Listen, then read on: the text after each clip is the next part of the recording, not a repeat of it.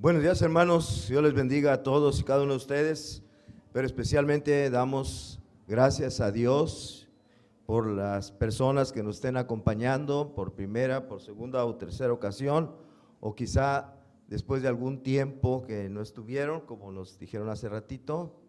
¿Ya se nos fue? Fue a llevar el bebé. Bueno, pues ahí le platican que la volvimos a dar la bienvenida, y acá la señorita que está, no es señora, ¿verdad? Su nuera, dijo. Bueno, bienvenida nuevamente, gracias a Dios. Esperamos que sea un día de mucha bendición para ustedes aquí entre nosotros, y nosotros deseando que los podamos tener muy pronto otra vez aquí con nosotros, ¿verdad? Si es posible, el siguiente culto aquí nos dé Dios la bendición de contar con ustedes. Bueno, vamos a empezar este tema que le puse: decadencia de la fe. Decadencia de la fe, y es la primera parte. Todavía prácticamente no veremos la decadencia, apenas vamos a ver el ascenso y después el descenso, a la caída. Bueno, primero, como introducción, así funciona. Los seres humanos, y nosotros somos seres humanos, ¿verdad que sí? Todos, sin excepción, así como dice ahí, estábamos bajo condenación a causa de nuestros pecados. Todos, sin excepción, estábamos bajo condenación a causa de nuestros pecados. La Biblia afirma en Romanos 3:23 una expresión tremenda.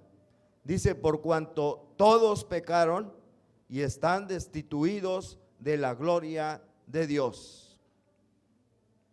Por cuanto todos pecaron y están destituidos de la gloria de Dios. Eso dice la Biblia. Y todos, sin excepción, somos pecadores. Por lo tanto, todos estábamos destituidos de entrar a la gloria de Dios. ¿Por qué? Porque Dios es, dice la Biblia, santo, santo, santo. Y por lo tanto no puede entrar al cielo un hombre que es pecador, pecador, pecador. ¿Ya? ¿Está claro? No puede entrar al cielo un pecador, pecador, pecador, porque Dios es santo, santo, santo. Y hay multitud de maneras de pecar. Unos mienten, otros roban, otros hablan maldiciones a su prójimo, otros codician, otros envidian, otros tienen codicias, ya dije, otros son avaros, otros son orgullosos, soberbios, otros son egoístas o ególatras, otros son sin afecto natural hacia sus padres o hacia sus hijos o hacia sus hermanos, y algunos otros son inmorales, son fornicarios, adúlteros, violadores, asesinos, etcétera, etcétera, etcétera. Multitud de maneras de pecar, de acción, de omisión, de pensamiento. Todo esto son pecados. Y por eso dice: están destituidos de la gloria de Dios. Y a causa de nuestros pecados nos esperaba una horrenda expectación de juicio. Nos esperaba una horrenda expectación de juicio, un día delante de Dios, un juicio terrible. Eso está narrado en Apocalipsis 20, versículos 11 y 12. Sea que el hombre crea o no crea en Dios, sea que rechace a Dios, que se sienta o se ateo, no se va a escapar. Dice Apocalipsis 20, versículos 11 y 12: y vi un gran trono blanco, y al que estaba sentado en él, de delante del cual huyeron la tierra y el cielo, y ningún lugar se encontró para ellos. Y vi los muertos, grandes y pequeños, de pie ante Dios, y los libros fueron abiertos. Y otro libro fue abierto, el cual es el libro de la vida, y fueron juzgados los muertos por las cosas que estaban escritas en los libros según sus obras. Aquí nos habla de un gran trono blanco y hay alguien que está sentado en ese trono delante del cual huyeron, dice, la tierra, el cielo. Esa persona sentada es Dios. Y dice, vi los muertos, todas las personas muertas que estaban en este momento vivas delante del trono de Dios. Y luego dice, y los libros fueron abiertos. Y otro libro fue abierto, el cual es el libro de la vida. Nótese que hay libros y hay un libro, el cual es el libro de la vida. Y luego dice que fueron juzgados los muertos por las cosas que estaban escritas en los libros. ¿Se entendió? ¿Sabías que cada acto que has cometido en tu vida o que vayas a cometer está siendo registrado en esos libros de Dios? Cada pensamiento que has tenido, cada palabra que has pronunciado, cada hecho que has llevado a cabo, aunque sea en el lugar más oscuro donde piensas que nadie te está viendo, todo eso ha quedado registrado en los libros que tiene Dios. Y un día ante Dios va a ser este juicio y esos libros se van a abrir. Yo les pregunto a ustedes, ¿cuánto les gustaría que aquí hubiera una maquinita, que esa computadora que está ahí fuera capaz de leer la mente de alguno de ustedes y la recogiera, la metiera en el disco duro y luego la proyectara en la pantalla y ahí apareciera todos los pensamientos que han tenido? Alguno de ustedes, el que quiera. ¿Cómo se sentiría? Que allá apareciera todo lo que ha hecho y lo que ha pensado y lo que ha hablado. Yo creo que de vergüenza se sale corriendo, ¿verdad? De vergüenza. Bueno, todo está registrado en los libros de Dios y un día va a ser juzgado por lo que está ahí escrito. ¿Y cuál va a ser el veredicto? Mira el veredicto. Apocalipsis 20:15 dice, y el que no se halló inscrito en el libro de la vida fue lanzado al lago de fuego. El veredicto va a ser, ¿cuál? Culpable, dice el hermano y tiene razón. Culpable, culpable. Y como culpable va a ser lanzado al lago de fuego. Esto que estamos diciendo nos lo merecemos todos. Todos es lo que nos merecemos y es lo que esperábamos recibir cada uno de nosotros. El ser juzgados por medio de las cosas que están escritas en los libros y después el veredicto culpable y ser lanzados al fuego. A todos nos esperaba esto, pero ¿por qué hablo en pasado? ¿Por qué nos digo nos espera? Si nos digo nos esperaba. ¿Por qué lo digo? Porque ocurrió, así como dice ahí, algo asombroso, algo extraordinario, sorprendente, maravilloso. Lo que ocurrió fue que el Santo Hijo de Dios, sin ningún pecado jamás en su vida, Él vino del cielo y tomó forma humana, humillándose a tomar forma humana, y estando aquí en esa forma humana, vino a dar su vida, vino a sacrificar su vida en la cruz del Calvario para pagar el castigo que merecían todos nuestros pecados. Por eso digo, eso es lo que nos esperaba. Pero gracias a que Dios envió a su Hijo para que diera su vida en sacrificio por nuestros pecados. Él recibió allí en la cruz el castigo de todos nuestros pecados. Dice Romanos 5:8, ¿lo quieren leer conmigo? Bien conocido. Mas Dios muestra su amor para con nosotros en que siendo aún pecadores, Cristo murió por nosotros. Me gustaría que repitieran lo que está de negrito. Cristo murió por nosotros. Otra vez.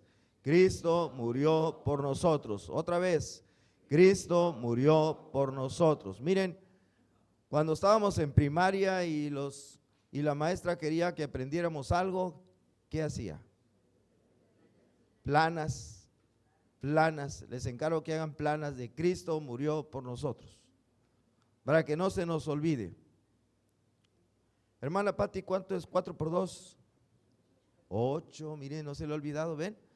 Hizo muchas planas y estuvo repite y repite, 2 por 1, 2, 2 por 2, 3, 2 por 4, 8, ¿verdad? Ya se le quedó bien grabado en el cerebro ahí, en la memoria. Bueno, así deberíamos tener bien grabado en la memoria: Cristo murió por nosotros, Cristo murió por nosotros, Cristo murió por nosotros, Cristo murió por nosotros. Repetírnoslo todos los días, al levantarnos, al caminar, al acostarnos. Cristo murió por nosotros. Estamos predicando a nosotros mismos el evangelio. Cristo murió por nosotros. Acordarnos del gran, tremendo sacrificio que hizo el Hijo de Dios por nuestros pecados. Repítelo todos los días, repíteselo a tu esposa, a tu esposo, repíteselo a tus hijos, repíteselo a tus hermanos. Cristo murió por nosotros. A ver, volteate al que tengas a la derecha y dile: Cristo murió por nosotros. O al que tengas a la izquierda ahora: Cristo murió por nosotros. Al que tengas atrás, dile: Cristo murió por nosotros. Y si tienes a alguien adelante: Cristo murió por nosotros. A mí. Ok, que no se nos olvide, que no se nos olvide, porque a veces luego nos quejamos de: ay, estoy sufriendo. Cristo murió por nosotros. El Hijo de Dios murió por nosotros. Ahora, lo importante es no solo saberlo. Yo sé que lo saben, yo sé que lo entienden. Yo sé que entienden ustedes este concepto de que el Hijo de Dios vino y murió por nosotros. Yo sé que lo comprenden muy bien, porque no son niños chiquitos, ni son tampoco retrasados mentales, sino somos seres inteligentes, normales, que podemos entenderlo, pero no se trata de que si lo entiendo, si lo comprendo, sino se trata de si lo crees. La pregunta que yo te hago es: ¿lo crees? En verdad lo crees? ¿Crees que Cristo murió por nosotros? O personalizando, ¿crees que Cristo murió por ti? ¿De verdad lo crees? ¿Cuántos dicen yo lo creo? Levante su mano. Yo lo creo. Bueno, gracias a Dios. Cristo murió por nosotros. Si en verdad lo crees, entonces para ti es la promesa de Juan 3:16, que dice: porque de tal manera amó Dios al mundo, que ha dado a su Hijo unigénito, para que todo aquel que en Él cree no se pierda, mas tenga vida eterna. Si en verdad lo crees, para que todo aquel que en Él cree no se pierda, mas tenga vida eterna. Si en verdad crees que Cristo murió por ti, entonces para ti también es la promesa de Romanos 6:23, que dice: porque la paga del pecado es muerte, mas la dádiva de Dios es vida eterna en Cristo Jesús, Señor nuestro. Y si en verdad lo crees, entonces para ti es la promesa de que tu nombre, ¿saben qué? Va a estar inscrito en el libro de la vida. ¿Y qué pasa si está inscrito en el libro de la vida? Si está escrito, no. Si no está, va a ser lanzado al lago de fuego. Pero si tu nombre está inscrito en el libro de la vida, no vas a ser lanzado al lago de fuego. Y entonces entramos a la vida eterna, ¿verdad? Esa es una promesa de Dios al que cree. Al que cree, en verdad cree. La palabra creer en español se dice de una manera muy cortita, un sinónimo, que es fe. 2 letras nada más. Fe. ¿Verdad? Fe. Así que la salvación, la vida eterna, el perdón de los pecados se recibe por fe. Creer. Y al que cree tiene vida eterna. El que cree, la paga del pecado es muerte, pero la dádiva de Dios es vida eterna en Cristo Jesús. El que cree, su nombre será inscrito o está inscrito en el libro de la vida del Cordero. Y ahí no será echado entonces al lago de fuego. Pero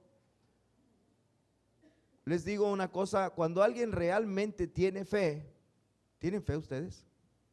¿Seguros? Cuando alguien realmente tiene fe, se le nota. Se le nota. Jesús dijo, por sus frutos los conoceréis. Alguien me puede decir con la boca, sí, yo creo, sí, y levantar la mano, sí, yo creo. Pero se le nota si cree. Y también se le nota si no cree. Se le nota, por ejemplo, en su manera de orar. La manera en que ora delata a quien cree. La manera de adorar a ese Dios en el que cree se le nota también.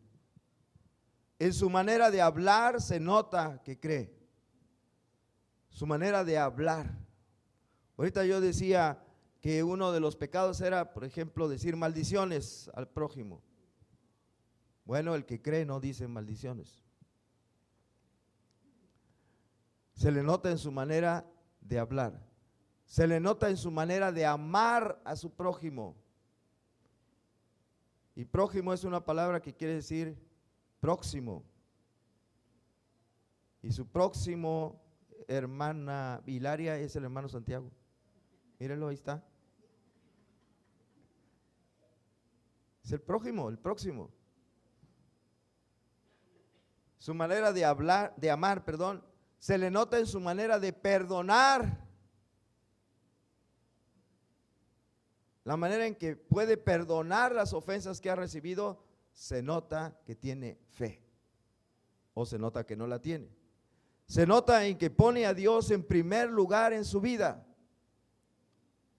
Se le nota en que Dios está primero antes que su esposa, que su esposo, que sus hijos y sus hijas, que su padre, su madre, que sus hermanos, que su trabajo, que sus estudios, etcétera, etcétera. En primer lugar está Dios. Se nota que tiene fe porque en primer lugar tiene a Dios. Se nota, ¿saben qué también? El que tiene verdaderamente fe se nota que tiene, se le nota porque tiene gozo. Digan la palabra gozo. Gozo. Se le nota. Si ustedes ven uno amargado, deprimido, quejumbroso, no, el que tiene fe es una persona que tiene gozo. Gozo. No importa las circunstancias alrededor, él tiene gozo. Si ve una persona con gozo, probablemente salva. Pero si ve una persona amargada, no, enojona, gruñona, que de todo se queja, que nada está conforme con nada, todo, se le nota que tiene gozo. A ver, les quiero ver una sonrisa a todos. Como cuando van a tomar una foto, ¿verdad? A ver, sonrían. Gozo. Se nota que tiene gozo. Una persona que tiene fe está dispuesta a sufrir por causa de Cristo. Está dispuesta a ser menospreciado, a ser insultado, a ser calumniado. Está dispuesto incluso a morir por hacer la voluntad de Dios. Y poco a poco se está acercando, hermanos y hermanas, se los he estado diciendo varias veces, se está acercando ya la persecución para la iglesia. Poco a poco. Ya cada vez hay más y más casos en otros países para estorbar la predicación de la palabra de Dios. Así que tenemos que decidir si de veras nuestra fe es la fe que da salvación. Así que creer se dice en una palabra muy corta de 2 letras que es fe, y la fe se nota. Y ya dije en qué se nota. Ahora les pregunto, ¿tienes esa fe? ¿Tienes esta fe? Vamos a hacer un repaso de la historia y me voy a ir, le puse como subtítulo, antes de la fe, antes de la fe. Quiero decir, antes de que el evangelio llegara a muchos países del mundo, a muchas naciones, especialmente hablando de la antigüedad, antes de que el evangelio llegara, ¿cómo eran las naciones del mundo? ¿Cómo estaba el mundo en aquel tiempo antes de que la predicación del evangelio de Jesucristo les alcanzara y hubiera muchas personas que creyeran? Cuando la iglesia primitiva, antes de eso, ¿cómo estaba el mundo? Por ejemplo, eran politeístas. ¿Qué quiere decir politeístas? Que tenían muchos dioses.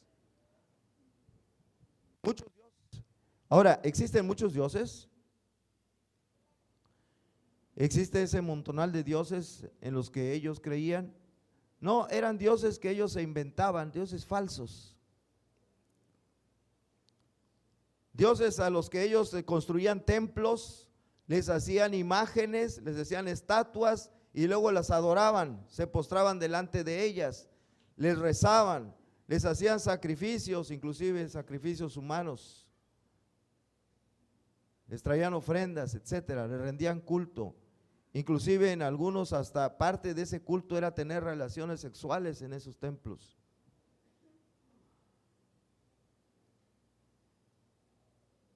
Pero ellos decían, estos son nuestros dioses, y tenían muchos.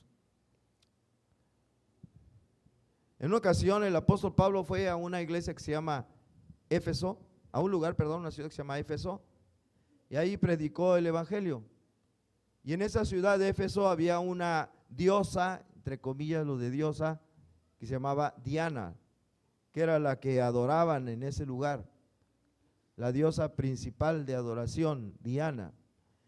Se le construían sus templecillos, se le construían sus imágenes y las vendían, y era un comercio, como el día de hoy igual, que venden vírgenes, santos y amuletos y cosas así, idéntico que el día de hoy.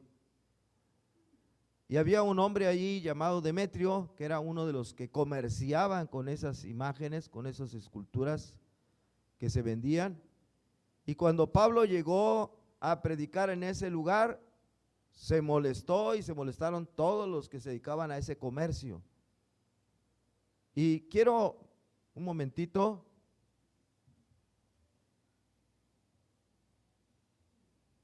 si tienen ahí su Biblia, por favor, porque esto no lo traía en la presentación.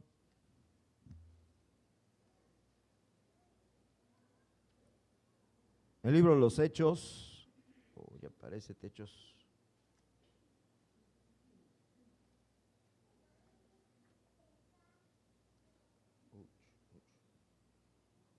Quiero apoyar aquí. Hechos capítulo 19.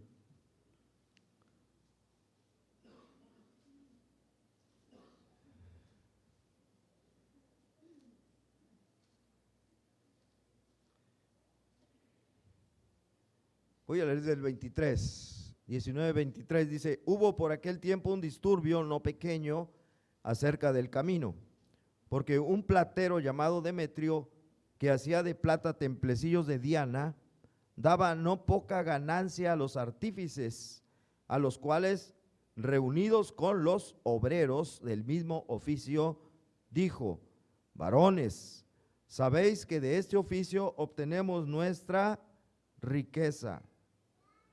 Luego el 26 es el que quiero recalcar, el 26. Pero veis y oís que este Pablo, no solamente en Éfeso, sino en casi toda Asia, ha apartado a muchas gentes con persuasión, diciendo, fíjese, y lo está diciendo Demetrio, que no son dioses los que se hacen con las manos. Hello. No son dioses los que se hacen con las manos. ¿Cómo ven? Este mismo Señor estaba reconociendo la falsedad de los dioses que adoraban.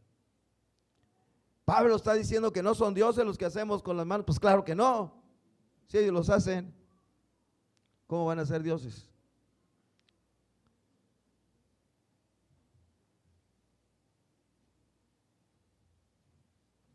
Bueno, eso era parte de lo que existía en aquel tiempo antes del Evangelio. Politeístas. En Jeremías 32-35 se nos dice la clase de sacrificios que ofrecían a esos dioses falsos. Jeremías 32-35 dice, y edificaron lugares altos a Baal, los cuales están en el valle del hijo de Hinnom, para hacer pasar por el fuego sus hijos y sus hijas a Moloc. Fíjense qué sacrificios ofrecían. A sus propios hijos e hijas los quemaban como una manera de adorar a sus dioses.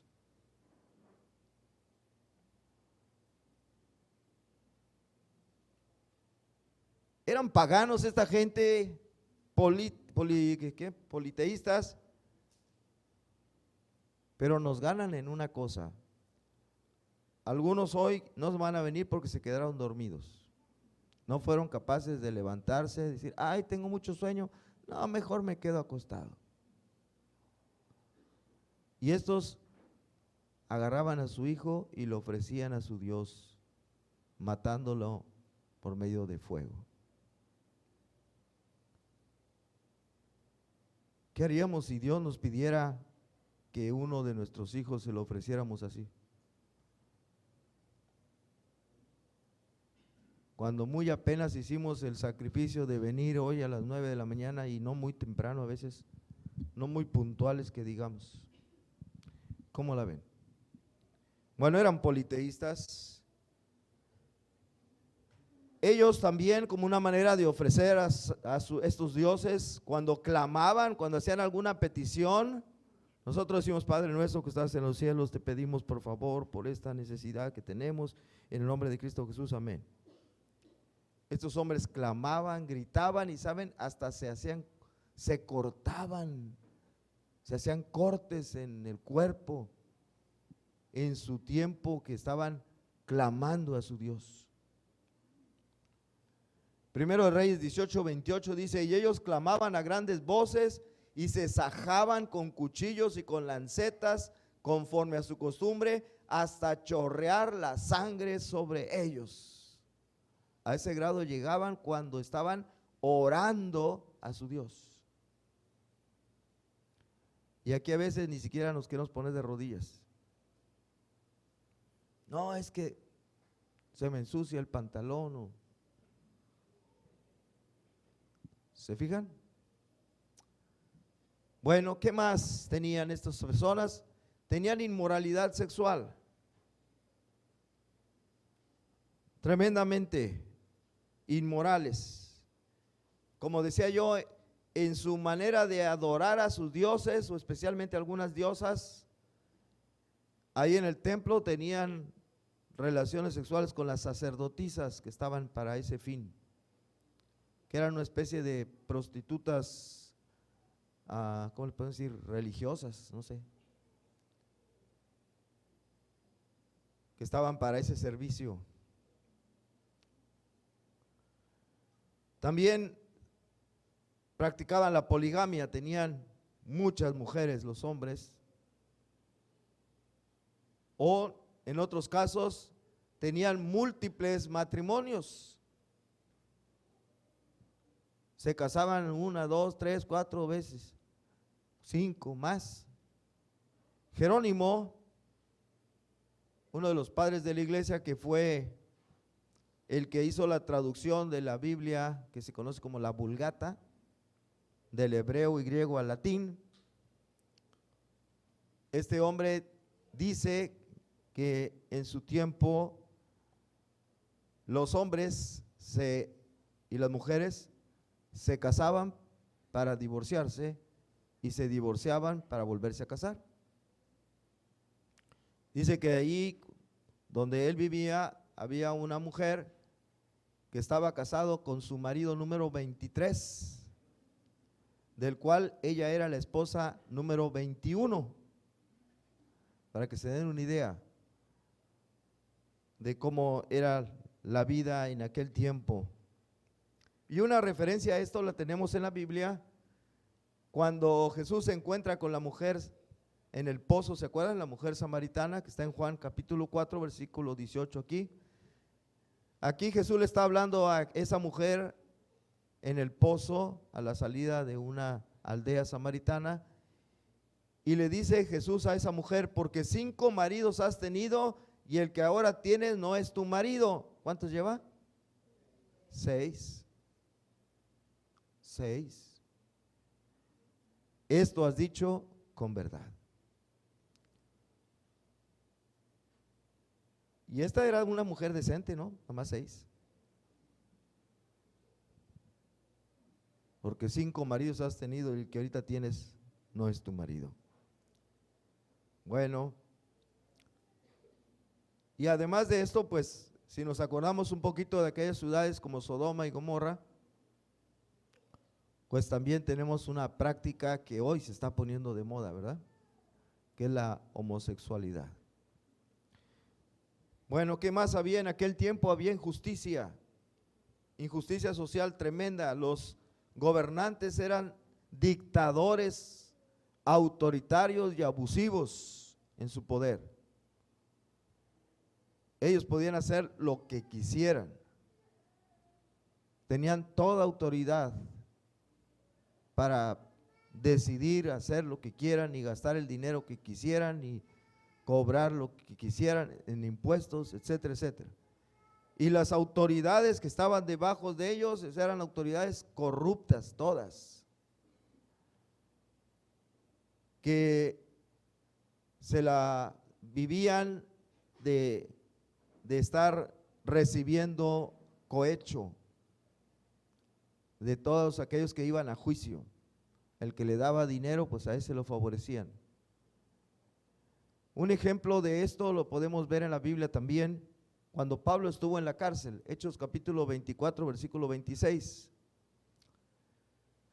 En Hechos 24, 26 dice: esperaba también con esto que Pablo le diese dinero para que le soltase. Pablo estaba preso. Y la persona que tenía autoridad aquí dice: esperaba que Pablo le diese ¿qué? Dinero, mordida, moche, como decimos, para que le soltase. Por lo cual muchas veces lo hacía venir y hablaba con él. Pablo, tú sabes, yo te quisiera soltar, Pablo, pero ¿cómo ves? ¿Cómo nos arreglaremos, Pablo? Y Pablo no le quiso dar nada. Y no lo soltó. Bueno, esto no ha cambiado mucho, ¿verdad? No ha cambiado mucho. Pero aquel tiempo era todavía más degenerado este asunto. ¿Qué más había? Sus diversiones. ¿Cómo se divertía la gente en aquel tiempo? Como un ejemplo de las diversiones tenemos, por ejemplo, el Coliseo Romano. ¿Qué sucedía allí? Gladiadores luchando a muerte. Hoy día la gente agarra un gallo, por ejemplo, la gente que cría los gallos de pelea y los lleva a las ferias, ¿no? Y entonces cada quien lleva su gallito y órale, se ponen con el otro, pero le ponen en los espolones le ponen unas navajas, ¿verdad? De manera que al final un gallo mata al otro gallo, se muere. En aquel tiempo la gente, bueno, y con eso se sacaban dinero, o saca dinero la gente que gana. Su gallo gana, sale ganando dinero. En aquel tiempo la gente llegaba a su esclavo, porque tenían esclavos. Entonces agarraban a su esclavo, el más fuerte, el más ponchado, el más hábil para pelear, y lo llevaban a que se enfrentara con el esclavo del otro, y todos divirtiéndose viendo cómo se peleaban, hasta que finalmente uno de ellos mataba al otro. Esa era su diversión. Y para eso usaban a los esclavos. Se divertían con ellos, como si fueran gallos de pelea el día de hoy. Pero también se divertían más feo, con seres humanos que eran devorados por animales salvajes, ¿verdad? Arrojaban a algunas personas, a veces hombres, mujeres, niños, al centro, y luego soltaban fieras salvajes, hambrientas, leones, tigres, y veían y se divertían viendo cómo el animal atacaba a la persona y lo mataba y se lo comía. ¿Les parece bien divertido eso? Así se divertía la gente en aquel tiempo, antes de que el evangelio llegara. Esas eran sus diversiones. ¿Qué más? La patria potestad. En aquel tiempo, bueno, lo tengo aquí apuntado, un padre, un papá tenía autoridad absoluta sobre la vida de sus hijos. Podía, si quería, venderlo a su hijo, venderlo como esclavo, o si no, simplemente este hijo no lo quiero, lo abandonaban así, como ahora a veces andan abandonando, pero lo dejan ahí en el DIF o alguna cosa así. Pero estos los abandonaban o los asfixiaban y los mataban. Y era legal. Eso es lo tremendo, era legal, estaba permitido legalmente que un padre que no quisiera un hijo lo podía matar. No pasaba nada. Hoy día también es legal en algunas partes, y estoy hablando del aborto. Es legal matar a los hijos. Pero acá eran los hijos más grandes. Incluso había hombres que se dedicaban a criar a los niños, a criar a sus pequeñitos, para que cuando fueran más grandecitos los vendían como esclavos y sacaban ganancia. Han de cuenta como si fueran reses o pollos que los crían, ¿verdad? Los alimentan hasta que ya están más o menos grandes y los venden para que se vayan al rastro y a comer. Así lo hacían, pero con las personas. Los hombres con sus hijos hacían negocio. Tenían muchos hijos, los criaban para después venderlos y sacaban dinero. Y era legal. Así estaba la humanidad en aquel tiempo, ¿sí se dan cuenta? Así vivía la gente en aquel tiempo, antes de que llegara el evangelio, antes de que se predicara Cristo. Bueno, ahora vamos a en la fe, le puse. Eso fue antes de la fe, ahora es en la fe. Cuando llega el mensaje del evangelio a todas estas naciones, a estos pueblos que vivían de esa manera, ¿qué sucedió? Bueno, la influencia del evangelio, la influencia de la predicación del evangelio cambió notoriamente la vida de las personas, de los pueblos, de las personas en particular y de las naciones en general. Dejaron sus creencias politeístas y se volvieron monoteístas. Ya dejaron de creer en titipuchal de dioses y creyeron nada más en un solo Dios, que era el Dios verdadero, el Dios de la Biblia. Esa es una de las primeras cosas que sucedió. Algo muy difícil, muy difícil, pero pasó. ¿Cómo es posible que esto haya sucedido? Más adelantito lo voy a decir, pero es algo muy difícil. Convenzan a una persona que está acostumbrada a idolatrar a alguno de sus santos o vírgenes que lo deje de hacer, es difícil, pero pasó. Número 2, los sacrificios paganos cesaron. Dejaron de andar ofreciendo a sus hijos a Moloc o a algún otro. Dejaron de hacer todas esas cosas que hacían como manera de adorar a sus ídolos, pues como ya dejaron de creer en ellos, pues dejaron de hacer estos sacrificios también. Número 3, se volvieron de su inmoralidad. Ya dejaron de tener tantas esposas y esposos, sino se quedaron con una sola o con uno solo. Al momento de creer el mensaje del evangelio, dejaron de estarse casando para divorciarse y divorciarse para volverse a casar. Tuvieron una sola esposa, un solo esposo, tanto hombres y mujeres. Número 4, se quitó el derecho de los padres de vender, abandonar o matar a un hijo. Esa ley que existía se prohibió ya no tenían ese derecho. Todo esto es resultado de la influencia del evangelio que se predicó en estas naciones. ¿Sí se dan cuenta? ¿Cómo cambió la moral? ¿Cómo cambió la manera de pensar y de vivir de esa gente de aquel tiempo? Cuando se le predicó el evangelio y lo creyó. Por eso dije yo, cuando una persona tiene fe, se le nota. Se le nota. También el Estado se hizo cargo de las viudas y los huérfanos, aquellas mujeres que de edad avanzada que quedaban viudas, el Estado se hizo cargo de su sostenimiento, y de los niños huérfanos de papá y mamá también.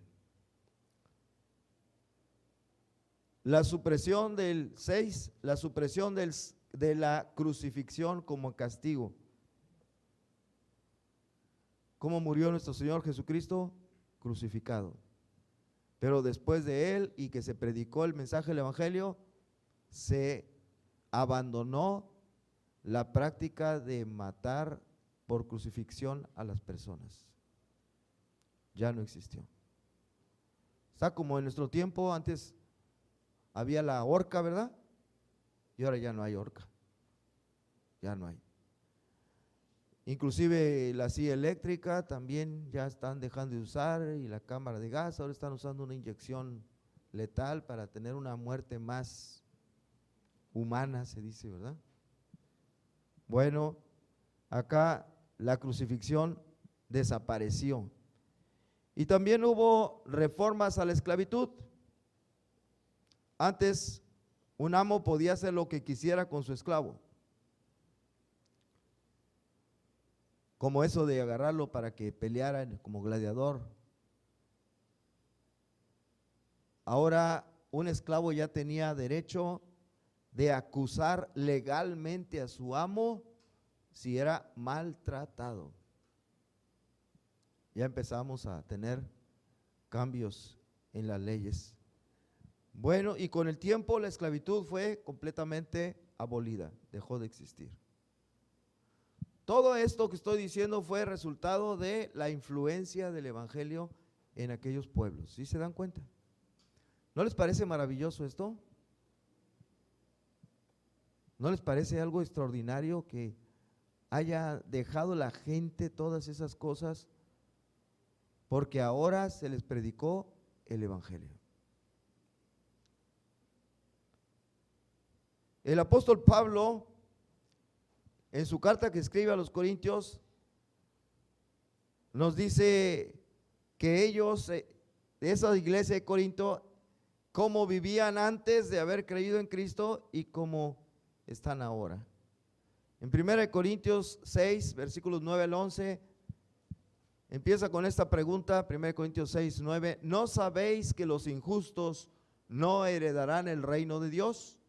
No erréis, y aquí empieza una lista, ni los fornicarios, ni los idólatras, ni los adúlteros, ni los afeminados, ni los que se echan con varones, ni los ladrones, ni los avaros, ni los borrachos, ni los maldicientes, ni los estafadores heredarán el reino de Dios. Y a propósito, hace unos años, hace poco tiempo, a un pastor, por leer este versículo, especialmente la parte que habla de los afeminados y los que se echan con varones, fue a la cárcel. ahí en Europa, en un país europeo. Por eso les digo que está la persecución ya en contra de predicar la Biblia. Eso está en la Biblia, yo acabo de leerlo nada más, yo no lo escribí. Pero me llama la atención, bueno, dice, todo esto son pecados. Repito, ni los fornicarios, ni los idólatras, ni los adúlteros, ni los afeminados, ni los hechos con varones, ni los ladrones, ni los avaros, ni los borrachos, ni los maldicientes, ni los estafadores heredarán el reino de Dios, dice. Les dice Pablo a los Corintios, y luego dice esto, y esto erais algunos. ¿Se dan cuenta? Eso eran los corintios, pero llega el mensaje del evangelio, dice Pablo, ustedes eran, tiempo pasado el verbo ya pasó, esto eran, ya no son. ¿Por qué? Porque llegó el evangelio. Esto eran algunos, mas ya habéis sido lavados, ya habéis sido santificados, ya habéis sido justificados en el nombre del Señor Jesús y por el Espíritu de nuestro Dios. ¿Se fijaron? Así eran los hermanos antes de ser hermanos en las iglesias. Así eran. Y dejaron todos esos pecados. Después que conocieron, después que creyeron el mensaje del evangelio. Y Pablo escribe, inspirado por el Espíritu Santo, en otra parte, Romanos 1:16, donde dice, porque no me avergüenzo del evangelio, porque es, ¿qué cosa? Poder de Dios para salvación a todo aquel que en él cree, al judío primeramente y también al griego. Es poder de Dios. ¿Sí o no? ¿Se dan cuenta cómo tiene poder el mensaje del evangelio? Poder que transforma las vidas de las personas y poder que transforma una nación entera. ¿Cómo eran las naciones de aquel tiempo y después cómo fueron después que escucharon el mensaje? Porque el evangelio tiene poder de parte de ¿quién? De Dios, es poder de Dios.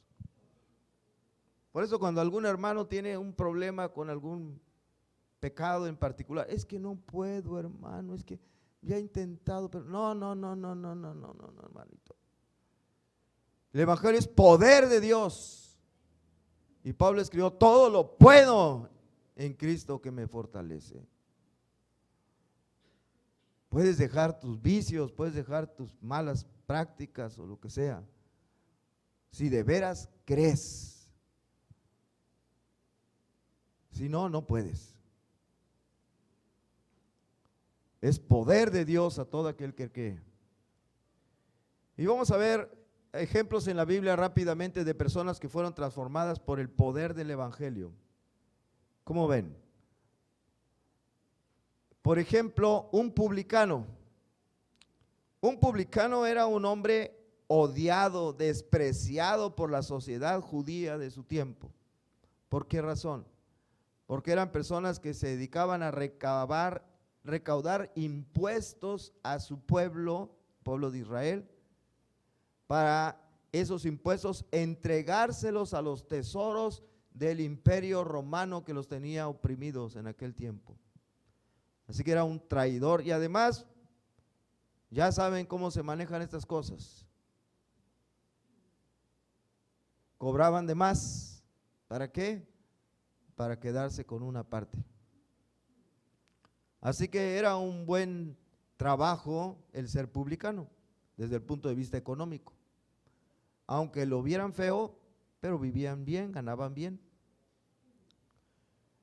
Aquí tenemos un publicano, Mateo capítulo 9, versículo 9, y precisamente se llama Mateo. Dice, pasando Jesús de allí, vio a un hombre llamado Mateo, que estaba sentado al banco de los tributos públicos, y le dijo, sígueme.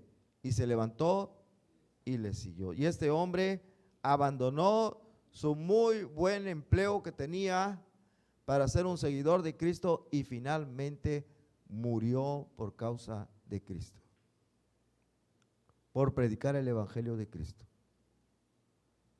Un publicano, un hombre despreciado por la sociedad. Bueno, ahora otro todavía más arriba que un jefe de publicanos. Este no solamente era publicano, era jefe de los publicanos. Lucas capítulo 19, versículo 8, ya saben quién es, ¿verdad? Este jefe. Dice, entonces Zaqueo, puesto en pie, dijo al Señor, he aquí, Señor, la mitad de mis bienes doy a los pobres, y si en algo he defraudado a alguno, se lo devuelvo cuadruplicado. Este es un hombre que era jefe de publicanos, pero que conoció al Señor Jesucristo y su vida fue cambiada, fue transformada. Un hombre acostumbrado y que le gustaba el dinero y que tenía comodidades, vivía muy bien, era muy rico. Ya nos podemos imaginar cómo hizo su riqueza. A ver, hermanita, usted debe de impuestos. Mira, le decía Zaqueo a Mateo, por ejemplo, Mateo, mira, ve y cóbrale a aquella persona, sus impuestos son 500 pesos, pero cóbrale 800. Y esos 300, 200 son para mí y 100 para ti, porque yo soy el jefe, ¿verdad? Así le hacen. Así le hacían y se enriqueció Zaqueo. Pero cuando conoce a Cristo, miren qué cambio. Está compartiendo su riqueza ¿con quiénes? Con los pobres. Y luego todavía promete restituir a los que ha robado. ¿Se nota o no se nota el cambio? ¿Tiene poder o no tiene poder el evangelio? Poder el evangelio. Por lo menos en aquel tiempo tenía poder, ahorita ya no sé, no veo mucho poder a veces. Bueno, mejor no digo más. Un último caso, un enemigo de cristianos. ¿Quién será este hombre? Saulo de Tarso. Hechos capítulo 9, versículos 5 y 6. Aquí está hablando Saulo de Tarso. Él dijo, ¿quién eres, Señor? Y le dijo, yo soy Jesús, a quien tú persigues. Dura cosa te es dar coces contra el aguijón. Él, temblando y temeroso, dijo, Señor, ¿qué quieres que yo haga? Aquí tenemos a Saulo de Tarso, el peor enemigo de los cristianos en aquel tiempo. El hombre más despiadado en contra de los cristianos, los aborrecía, los odiaba, los quería exterminar a todos. Él había participado en el asesinato del primer mártir del cristianismo, que fue Esteban. Y ahora quería más. Y por eso iba con permiso de las autoridades a Damasco, a ver todos los que encontrara de este camino para llevarlos presos a Jerusalén. Y allí quién sabe qué les iban a hacer. Odiaba a los cristianos, Saulo de Tarso. Un hombre terrible, de buena posición económica, muy buenas relaciones políticas, muy querido en la sociedad, etcétera, etcétera. Pero tiene su encuentro con Cristo y aquí lo tenemos haciendo una pregunta: ¿qué quieres que yo haga? Lo cual demuestra su rendición al Señor. Una vez que conoce a Cristo, que tiene su encuentro con Cristo, ahora lo vemos rendido a Cristo. Rendido a Cristo. ¿Qué quieres que yo haga? Y no solo preguntó, porque a veces nosotros también, Señor, ¿cuál es tu voluntad? Y el Señor como que de repente nos lo dice de alguna manera y dice, no, pero esa no me gusta, Señor. Esa no. Bueno, Él dijo, ¿qué quieres que yo haga? Y se la pasó el resto de su vida haciendo lo que el Señor le ordenó. Unos versículos que nos muestran la total rendición de Pablo. Tenemos, por ejemplo, Gálatas 2:20. Léanlo conmigo para que despierten un poquito. Dice, con Cristo estoy juntamente crucificado, y ya no vivo yo, mas vive Cristo en mí. Y lo que ahora vivo en la carne, lo vivo en la fe del Hijo de Dios, el cual me amó y se entregó a sí mismo por mí. Con Cristo estoy juntamente crucificado. Ya no vivo yo, mas vive Cristo en mí. Está totalmente rendido al Señor. Otro versículo está muy hermoso, 2 Corintios 12:15.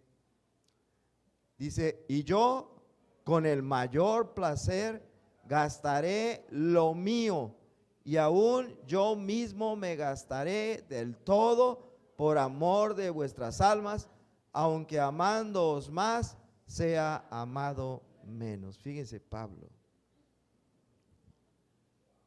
Esto es algo para que lo recordemos todos aquellos que estamos en un ministerio, y especialmente los siervos de célula. Pablo dice, yo con el mayor placer gastaré lo mío, y aún yo mismo me gastaré por amor de ustedes, por sus almas preciosas, aunque me amen menos.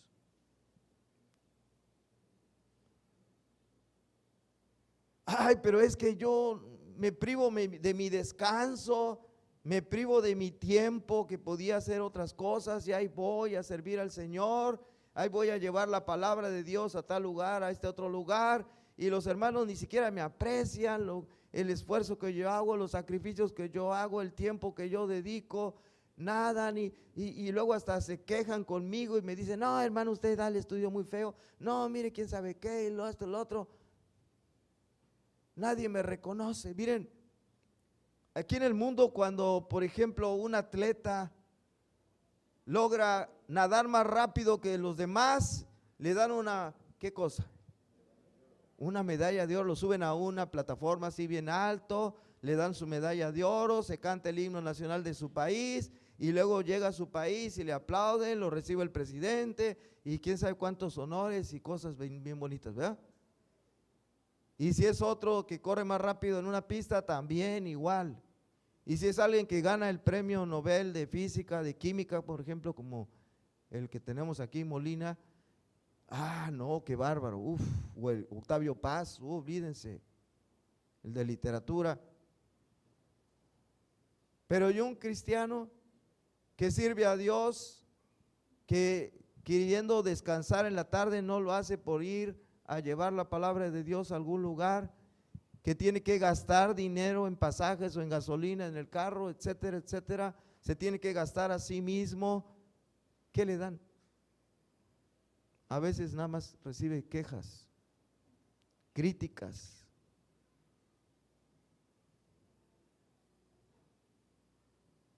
Pero ¿qué dice Pablo? No me importa, yo voy a gastar lo mío, me voy a estar en mí mismo, aunque me amen menos, aunque no me quieran. Yo sí los amo. ¿Se fijan? Y ese era el perseguidor de cristianos. Fíjense el cambio tan tremendo. Cambio tan tremendo. Bueno, finalmente este hombre murió decapitado en el tiempo allá en Roma, cuando era el emperador Nerón. Murió por causa de Cristo, a quien él antes era un perseguidor. El evangelio tiene poder, transforma las vidas, transforma las personas, la manera de pensar, de vivir, de hacer, etcétera, etcétera. Pero yo les decía, ¿cómo fue posible, escúchenme, cómo fue posible que la predicación del evangelio transformara la vida de las naciones? Aún en aquellos que no creyeron, cambió. Porque no es que todas las personas se hicieron cristianas y por eso dejaron todos los pecados de antes. No. Pero la influencia, ¿cómo es que pudieron influir tanto los cristianos de aquel tiempo en la sociedad en la que vivían? Con una inmoralidad, con una injusticia, con unas perversiones espantosas, horribles. ¿Cómo es posible que hayan podido influir tanto, tanto, tanto, tanto? Que por cierto no lo vemos el día de hoy, no lo vemos el día de hoy. Esa influencia de cristianos no la vemos el día de hoy.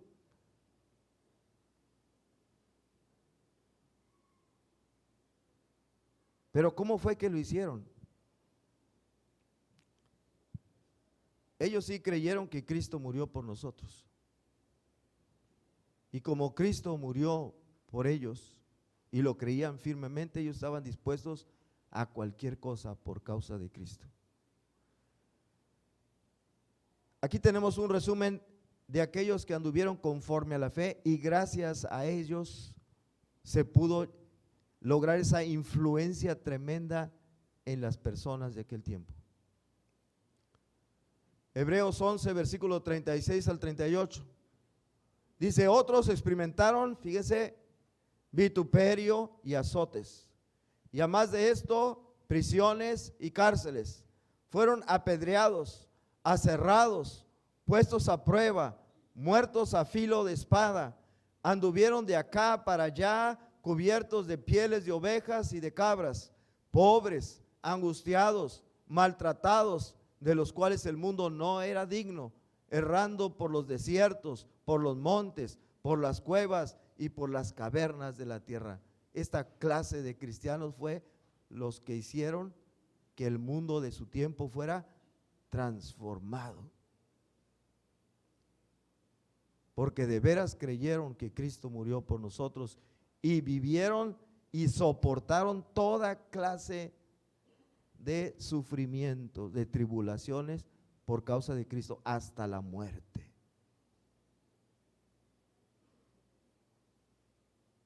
¿Sí lo ven?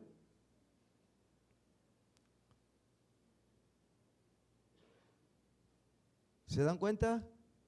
Ahora compárenlo con los cristianos de hoy.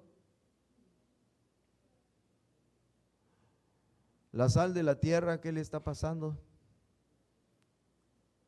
Ha perdido. Ahora díganle a un hermano, oh, hermano, ven, vamos a visitar en la tarde. No, hermano, es que estoy desvelado, estoy cansado. No. Oye, hermano, vamos a tal lugar. No, mira, tengo un compromiso con mi familia o X.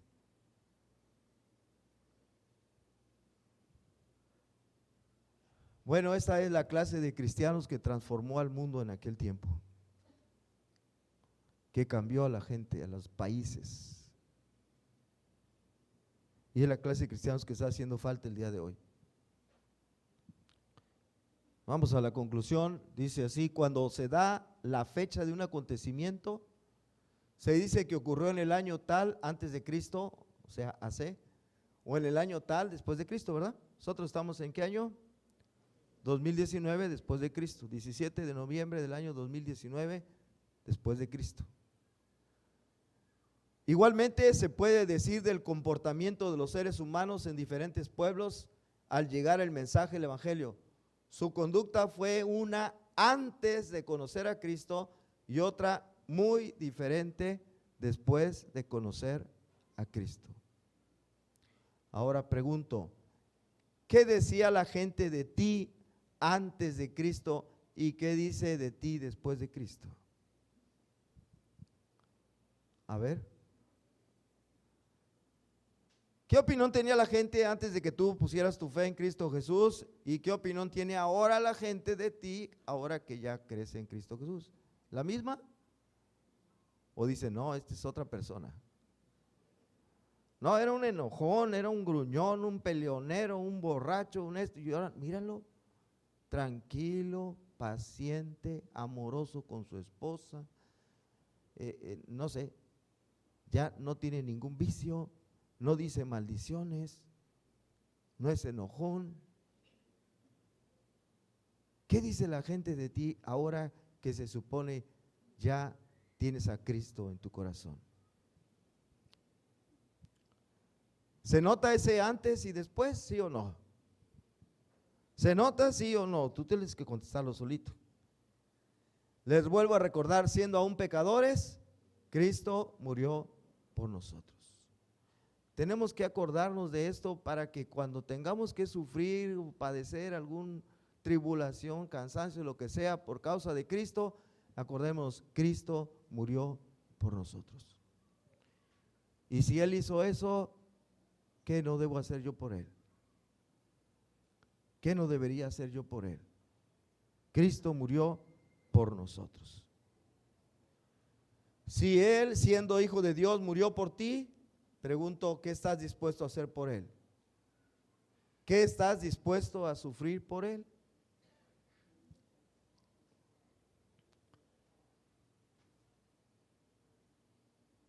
¿Ya se están haciendo esta pregunta ustedes? ¿Se le están contestando?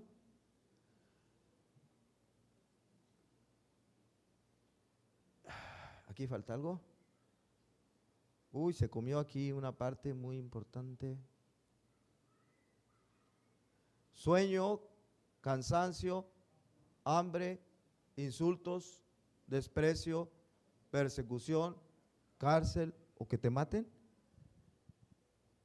¿Estás dispuesto a eso?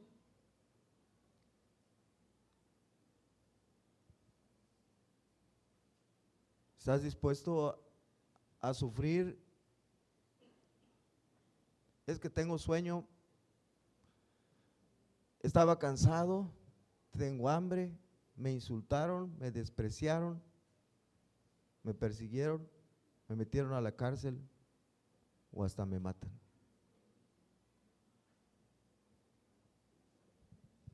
Les pregunto, y con esto ya estoy terminando, ¿puedes decir como Pablo allá en Romanos, lo acabamos de leer, Romanos 8, ¿quién nos separará del amor de Cristo? ¿Tribulación o angustia o persecución o hambre o desnudez o peligro o espada? Y en el 38 dice, ninguna otra cosa creada nos podrá separar del amor de Dios que es en Cristo Jesús, Señor nuestro. ¿Puedes decir eso? ¿Saben? Este texto, si se hubiera escrito el día de hoy, ¿saben cómo diría?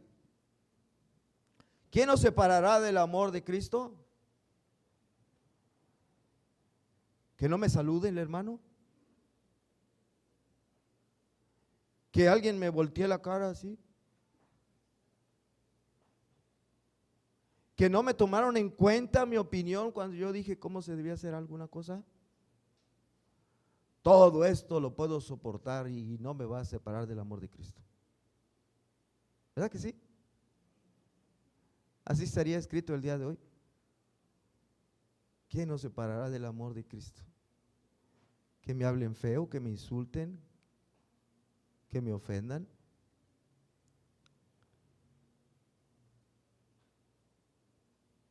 Bueno, ahí le dejamos. Vamos a orar. Padre nuestro, gracias te damos porque Cristo murió por nosotros. Cristo murió por nosotros. Cristo murió por nosotros. Y quisiera repetirlo muchas veces porque, o para que no se nos olvide, cuando tengamos que sufrir alguna cosa, que muchas veces es insignificante, recordemos que Cristo murió por nosotros. Y si Él hizo eso siendo el Hijo de Dios, siendo santo, sin pecado,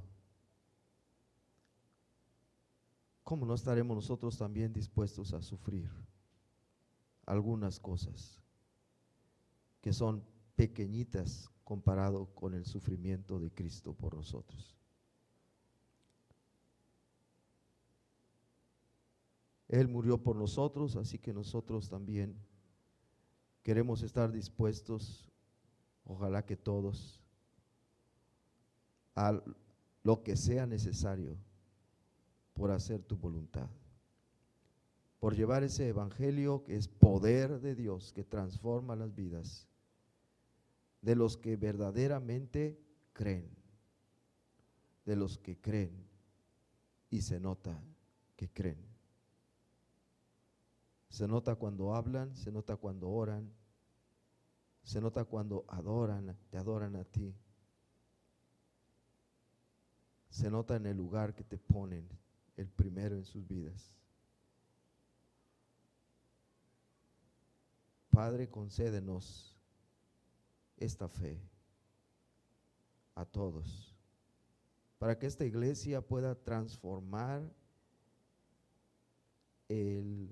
la parte del mundo que está a nuestro alrededor, para que esta iglesia pueda impactar en los vecinos, en los compañeros de trabajo, en los compañeros de estudios, en las familias que están a nuestro alrededor o nuestros familiares que aún no te han conocido. Que al vernos a nosotros sean movidos a buscarte, a conocerte y cambiar con ese cambio que solamente tú puedes dar, con esa nueva naturaleza que otorgas al que cree. Gracias, Señor, y que no nos olvidemos nunca que Cristo murió por nosotros y nosotros debemos dar también nuestra vida por Él. En el nombre de Él, de tu Hijo Jesucristo, te lo pedimos y te damos gracias. Amén.